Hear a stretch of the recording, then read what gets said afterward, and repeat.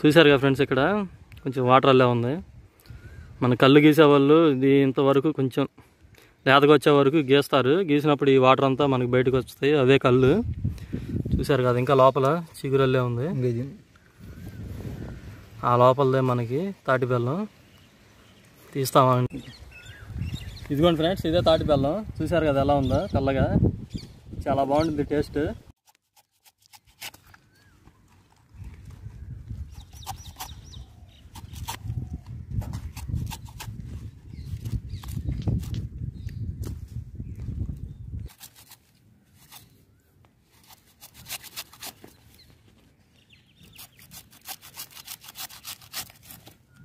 గుద్దిగాయలు piece బాగాలంటే